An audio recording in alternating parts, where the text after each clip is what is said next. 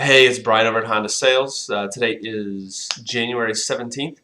It is Wednesday, and I want to do the word of the day just because, say, we're smack dab in the middle of winter, especially people that are involved in the sales department for both our stores. This is a really difficult time of year. It's very gray and outside and kind of gloomy, and it's a pain in the butt to get around outside with all the snow and ice. But number one, we don't have a lot of customers walking through the door. So in terms of what we can do to try and generate more business, the rule of thumb has always been that during these months, you work hardest to try and create those deals to try and get you back to the level of income you need. But it's not like the summer where you got people walking in and everything. But these months you've got to be really creative on how you're going to generate more business. So I just want to touch on a few things and just see if you want to take them and use them if you'd like. But number one, I would create a list of all the customers that you've sold in the past, and not just the customers that you've had just transactional relationships with, but somebody you've actually become friends with. They would see you at the grocery store, and you guys would actually know who each other are, and don't just stare off there like, I know that guy, but you guys actually know each other. That you guys really got along. I would really take a look at those people. I would do a handwritten note to them, thanking them for business, whether it was 2 years ago, 3 years ago, 5 years ago, or 3 months ago. And I would really, really work those people because they actually like you, and you've got that relationship more than just a car relationship. And I would really work those people for trying to get referrals. You can come up with some type of bonus or incentive. Can't do it for buying a car, but you can do it for test drives. You can do a whole bunch of different things like that. But that is up to you and GSMs and managers at the stores and how you want to do that. But that's number one. But I would prioritize that list. I'd start from the top. If that is 5 people or 250 people, I'd start the list and start at the top and work my way down. But I would try and send that letter, follow it up with a call, say, hey, I want to make sure you got that, and you guys can chit chat about whatever, and hopefully get a couple extra referrals going that you wouldn't have got before.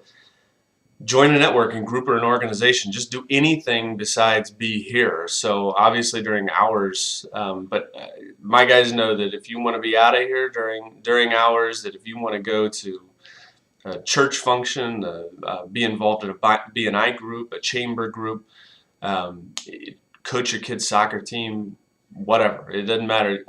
If you are out talking to people, that is better than doing nothing. So I would look at maybe joining a group or finding an organization to do something outside of here. Don't just go home and then just come into work. So it's a benefit to meet people, get your face out there, get more word out about what you do.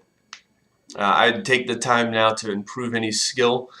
So if you've got the time, now is the time to either dive into a book, work with your managers, and managers work on your skill set too, but figure out ways you can improve, whether that's underloan on a car, negotiating, just simple things like a demo or your product knowledge. I try and work on any of those things. Don't waste days just because they're gloomy and there's not a lot of customers coming through. So just use your time appropriately. Another one for if you have an appointment coming in, regardless of whatever the car is, I would always, always, always have a backup plan.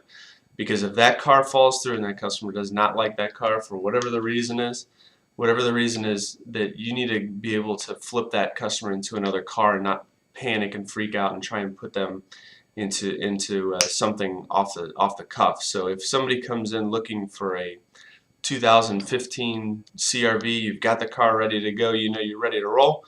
I would also have whatever thing is comparable, a Rogue, a RAV4, I'd have something else just in case they don't like that car.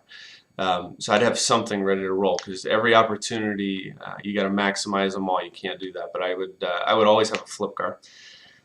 And then last but not least is anybody you spend money with, whether that is your barber, you have a landscaper, you have an insurance agent, whoever you spend money with, they need to know what you do and do for a living. And hopefully there is a little bit of I'll scratch your back, you scratch my back type of deal. But those people need to know what you do for a living, and not just that you're playing the snowplow guy that comes by and plows your driveway. You write him a check. They need to make sure that they understand what you do for a living. Is what I was trying to say. Anyways, but those are just some ideas. Take them for whatever you take it for. But I know we've talked about it a lot on our side. But like I said, these time of year is really tough. It's difficult. It's not easy. But you got to get through it. And you only got really another month and a half, 2 months until we're at the month and a half until we're to the auto show, and then finally our season really picks back up. But you really got to scrap and grind during these times. So just take that for what it is. And if you have any questions, you want to sit down with me. I'm always happy to help out. I don't care where you're located. Happy to help on either store. Thanks. Bye.